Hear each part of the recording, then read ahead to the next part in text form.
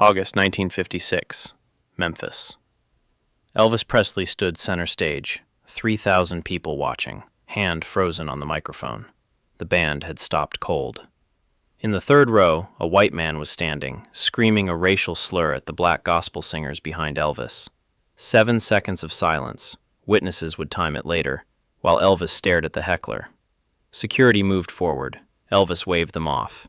He pulled the microphone closer, voice dropping to something low and dangerous. "Nobody talks to my friends that way."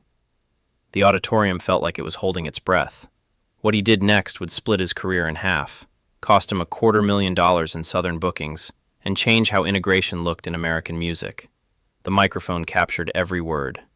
This is the story nobody tells about the king of rock and roll, the night he chose his musicians over his empire, and why that choice echoed for decades. By 1956, Elvis Presley was American royalty. His first RCA single, Heartbreak Hotel, had hit number 1.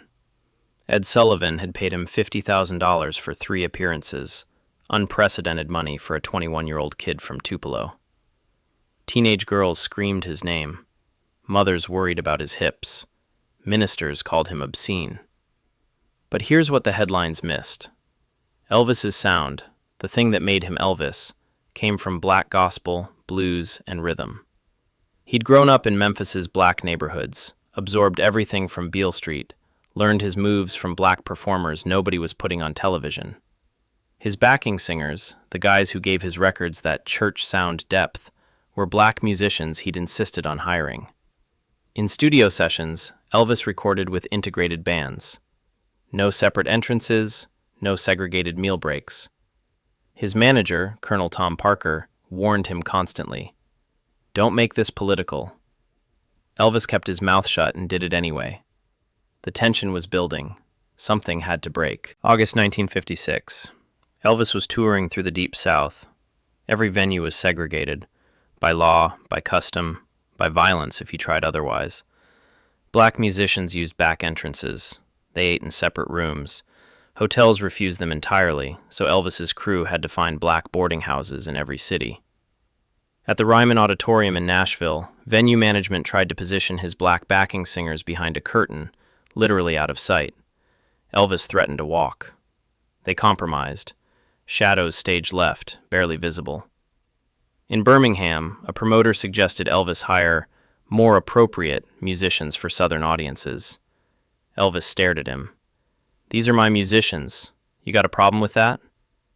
The promoter backed down, but the contracts kept coming with clauses. Integrated performance subject to local ordinances, which meant venues could segregate his band however they wanted. Elvis signed them. He needed the money, needed the exposure, but he gave one of his black musicians a hotel room key after a venue turned them away. Elvis paid for a white friend to check in, then handed over the key. Small rebellions, quiet resistance. The collision was coming. The Memphis show was sold out, unusual for mid-August heat. The auditorium seated 3,000, and promoters had sold every ticket to a mixed crowd. Black fans in the balcony, white fans on the floor. Standard segregation, but at least everyone was in the same building. Backstage, Elvis went through his pre-show routine, checking the microphone himself, testing the stand, making sure the sound was clean. He was particular about equipment. The microphone had to feel right in his hand, had to pick up his voice without feedback. His black musicians, gospel-trained singers whose names were Charles, Jake, and Raymond, though most newspapers never printed them, were warming up stage left. Elvis positioned them there himself, visible to the audience. Venue management had protested. Elvis ignored them. The lights went up. The band launched into blue suede shoes. Elvis moved. The crowd screamed. Everything was normal. 3 songs in, mid-verse of Hound Dog, the white man in the third row stood up. His voice carried over the music. The slur hit like a gunshot. Elvis froze, hand still on the microphone stand, under the spotlight. The band stopped. 3,000 people went silent. 7 seconds that felt like an hour. Elvis's hand tightened on the microphone. Security was already moving toward the heckler. 2 venue staff in cheap suits pushing through the third row. Elvis raised his other hand. Stop. They froze. The entire auditorium was watching him. Witnesses would later describe his expression as something they'd never seen before. Not anger, not shock, but absolute clarity. He pulled the microphone close, and when he spoke, his voice was low, steady, and picked up perfectly by the equipment he'd tested so carefully. Nobody talks to my friends that way. The words hung in the air. Then, not in my show, not anywhere. The venue manager in the wings made a cutting motion across his throat. Stop talking, get back to the music. Elvis didn't look at him. The heckler was shouting something back, but Elvis's microphone had the power. The band stood frozen behind him. The black musician's stage left hadn't moved. You could hear breathing in that auditorium, 3,000 people holding the same breath. Elvis wasn't done. These men behind me are the reason you know my name. Without them, I'm just some kid who can't carry a tune. Wait, this gets crazier. He was just getting started. Elvis kept talking, his voice filling the space the music had left. He started naming his influences: Arthur Crudup, Sister Rosetta Tharpe, Big Mama Thornton, black artists who'd recorded the songs before he made them famous. You like Hound Dog? Big Mama Thornton sang it first, better than I ever will. You like How I Move? I learned that from black performers on Beale Street who'll never get on Ed Sullivan. Some people in the audience started applauding, scattered at first, then louder. But others were standing up, heading for the exits. You could see the split happening in real time. People who came for the music versus people who came for White Elvis specifically. His manager was frantically signaling from the wings. Stop, get back to the show, you're killing the tour. Elvis set the microphone back on its stand with careful deliberation, like he was making a point with the gesture.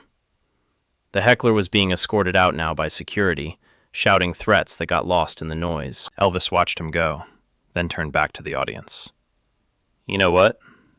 Let me introduce you to some people. He gestured to the black musicians behind him. Come on up here, front and center. Charles, Jake, and Raymond exchanged glances. This wasn't in the set list. This wasn't in any agreement.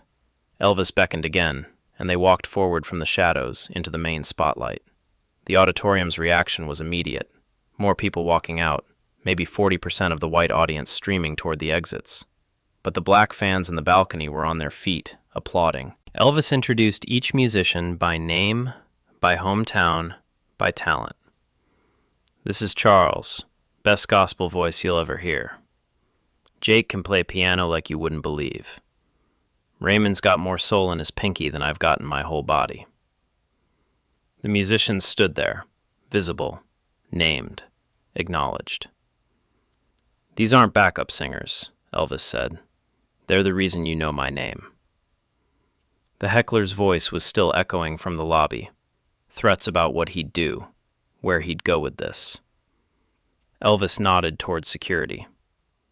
Let him go. Let everyone see who he is.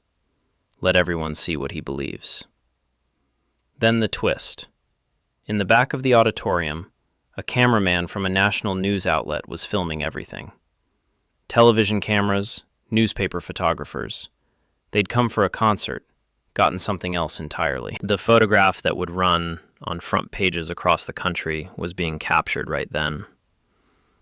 Elvis Presley, center stage, surrounded by black musicians in full spotlight, half the white audience walking out behind them. The show continued, but the auditorium felt different. Maybe 1,800 people left, mostly white, mostly angry. Black audience members were moving from the balcony down to the emptied floor seats, technically against venue rules, but security wasn't enforcing anything anymore. Elvis's energy shifted. He launched into an unplanned gospel number, something he'd learned from those Sunday morning black church services he'd attended as a kid. His voice and the backing singers blended into something that sounded like prayer, like defiance, like freedom. Backstage, his manager was on the phone, already hearing from promoters. Shows were being canceled in real time. Birmingham, Atlanta, Jackson. Venue owners weren't waiting for morning. The set list was torn up. Elvis improvised the rest of the performance, mixing gospel with blues, calling out the names of black artists before each song, making it impossible to miss the point. Civil rights organizations that had been monitoring the tour from a distance suddenly took sharp notice. By the time Elvis walked off that stage, the NAACP was drafting a statement. By morning, the South would be divided over whether Elvis Presley was a hero or a traitor. The microphone that captured everything was still live when he walked off. His last words before leaving the stage, "See you next time, and we'll all be standing together then, too." The next 48 hours moved fast. Southern venues were canceling contracts, citing breach of community standards or safety concerns. By Monday morning, Elvis had lost performances in 6 cities, roughly $250,000 in guaranteed money. The Colonel was furious, not at the stance, but at the lack of warning. "You're destroying the Southern market," he told Elvis. Death threats arrived at Sun Studio, where Elvis still kept an office. Crude letters promising violence if he kept performing with those people. Elvis's response surprised everyone. He booked more integrated shows, specifically targeting venues that had canceled him. Northern and West Coast promoters who'd been watching started offering double rates, seeing opportunity in controversy. The math was shifting. Southern radio stations were dropping his records, but Northern stations were playing them more. Black newspapers ran front-page photos of the Memphis moment, championing Elvis as an unlikely ally. But here's what nobody knew at the time. This wasn't spontaneous courage. When Colonel Parker went through Elvis's personal effects trying to understand what happened, he found something in Elvis's Bible, handwritten notes dated 6 months earlier, song selections for the moment, phrases to use, names to mention, legal consultations about contract clauses regarding performer rights. Elvis had been studying the civil rights movement, asking questions, meeting privately with black musicians about how to use his platform. The microphone check before every show, his careful testing of equipment, wasn't about sound quality. It was his signal to himself that he was ready. The moment in Memphis wasn't spontaneous. It was strategic. 6 months before Memphis, early 1956, Elvis had started researching. Not for a song or a movie deal, for this. He'd been reading about the Montgomery bus boycott, following news about Rosa Parks and Martin Luther King Jr. He'd attended a few black churches in Memphis, not for publicity but sitting in back pews, listening to how pastors talked about dignity and resistance. He'd called private meetings with the black musicians he worked with, asking them what would actually help. Not what white people think would help, what would really make a difference. Their answer? Visibility. Recognition. Having a white performer with his level of fame publicly acknowledge where the music came from, who created it, who got erased when white artists made it famous. Elvis had consulted with lawyers about his contracts, specifically about performance rights and artistic control. He'd negotiated new clauses in recent deals, approval rights over venue policies, integration riders that most promoters didn't read carefully. The key was ordinary, hidden in his standard rider requests about dressing rooms and equipment. When he insisted on checking the microphone himself before every show, it wasn't about audio. It was about holding that object, feeling its weight, reminding himself what it could do. A microphone could change a song. It could also change a culture if you knew when to speak. The handwritten note in his Bible read, "When the moment comes, speak. Don't think. Don't calculate, just speak." And he'd been carrying that note, waiting for someone to give him a reason. The Heckler in Memphis didn't create the moment. He just provided the spark Elvis had been ready to use for months. The financial cost was real. $250,000 in canceled Southern bookings, yes. But also radio boycotts in key markets. Atlanta, Birmingham, Nashville stations stopped playing him. Southern record stores pulled his albums from prominent displays or stopped carrying them entirely. His sales dropped in the South by 40% over the next quarter, but Northern and West Coast sales doubled. Black radio stations that had played Elvis occasionally started featuring him regularly. The photograph from Memphis, Elvis surrounded by black musicians, white audience members walking out, appeared in black newspapers across the country. Jet magazine ran a feature. Ebony called him for comment. He gave them a quote, "Worth every dollar." His manager calculated they'd lost immediate money but potentially gained long-term market access. Black audiences represented millions of record buyers who'd been largely ignored by major labels. If Elvis could become the acceptable crossover artist, the losses would reverse. But Elvis wasn't thinking about market strategy. In private, to one of his musicians, he said, "Couldn't sleep if I'd stayed quiet. What's money compared to living with yourself?" The rival photo covers told the story. Southern papers showed him with contemptuous headlines about race mixing and betrayal of Southern values. Northern papers called it courage. West Coast outlets framed it as the future of American music. Elvis kept all the clippings in a folder, every article, every response. The microphone from that night, he kept it too, separate from his regular equipment. Wouldn't use it again, just kept it in his personal collection. Physical reminder of what speaking cost and what silence would have cost more. Then, the biggest threat arrived. Not from angry Southerners, but from his own record label. RCA executives demanded a meeting. They wanted him to clarify his position, issue a statement that would allow Southern markets to save face, restore business relationships. The suggested language was careful. Elvis supports integration, but respects local traditions and laws. Translation? Apologize without apologizing. Walk it back enough to restore Southern sales. Elvis read the draft statement, put it down. No. The label threatened contract revisions. Elvis pointed to the fine print. He had approval rights over all promotional materials, all public statements. He'd negotiated that clause specifically, month before Memphis. His lawyer sat in that meeting with a copy of the contract, highlighted sections visible. RCA couldn't force him to say anything.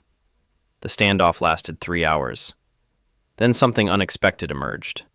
RCA had been planning integrated marketing campaigns, afraid to launch them without cover. They'd done market research showing integration was inevitable, that holding back would cost them market position within 5 years. They just needed someone to go first, to take the risk. Elvis had given them exactly that. Within weeks, RCA started featuring black artists more prominently, producing integrated promotional materials, targeting black radio stations with serious marketing budgets. Other labels watched and followed. The industry shift that had been delayed by caution and fear suddenly accelerated. Elvis's stand gave executives permission to do what market research was already telling them to do. His contracts started including standard integration clauses. Other performers adopted similar language. Within a year, integrated performances became more common across the industry. Not everywhere, not quickly, but the direction changed. The microphone moment in Memphis created cover for business decisions that were already economically sound, but politically dangerous. 6 months after Memphis, you could see the change. Venues that had canceled on Elvis were quietly integrating, not because they'd grown consciences, but because younger audiences wanted it, and money followed demand. Other performers, white artists who'd learned from black musicians, started acknowledging influences publicly. Elvis's integrated shows became the model.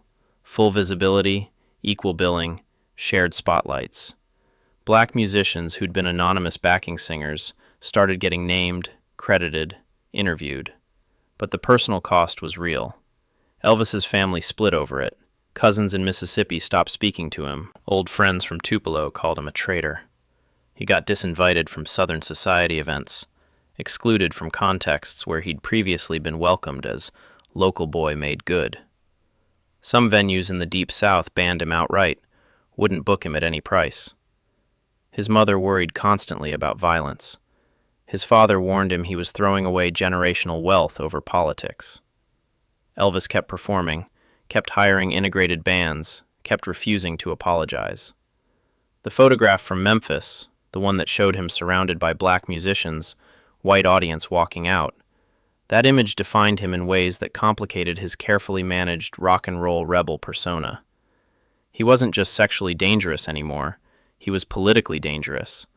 And for young people coming of age in the late 1950s, watching civil rights movements gain momentum, that made him something more than an entertainer. It made him a symbol, whether he wanted to be or not. The original microphone from Memphis stayed in his personal collection, never used again for performance. Just a reminder of what he'd said, what it cost, what it meant to choose principle over profit at the exact moment when everyone was watching. Years later, 1968, Elvis looked back on that Memphis night. The musicians who'd stood beside him were still in his band. Charles, Jake, and Raymond had become permanent fixtures, credited on albums, featured in promotional materials. In an interview he rarely talked about, Elvis was asked if he regretted the financial cost. "Wasn't about being brave," he said. "Was about being honest. Those men taught me everything about music. Staying silent would have been theft." The microphone from that night, the actual physical object, had become museum-worthy. Collectors offered him serious money for it. He refused every offer. Sometimes he'd hold it, private moments in his Graceland mansion, remembering how it felt in his hand when he made the choice that split his career in half. The transformed object. What had been a performance tool became a symbol of integration, of speaking up, of using fame for something beyond fame. The cost was calculated years later, lost Southern revenue balanced against gained Northern markets, moral victory measured against financial reality. He'd lost millions initially in Southern bookings and sales. But by 1968, his career had expanded in directions that segregated performances never would have allowed. More importantly, other artists followed the path he'd forced open. The gesture in Memphis, pulling black musicians from shadows to spotlight, naming them, crediting them, refusing to perform without equal treatment, became standard practice in ways that felt normal by the end of the 1960s. But in August 1956, it was revolutionary.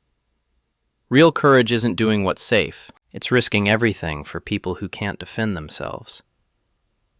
The microphone stayed silent in Elvis's collection, but its voice echoed through decades. Money can disappear. Legends never do. And sometimes the legend that matters isn't how you moved your hips. It's when you opened your mouth and chose truth over profit.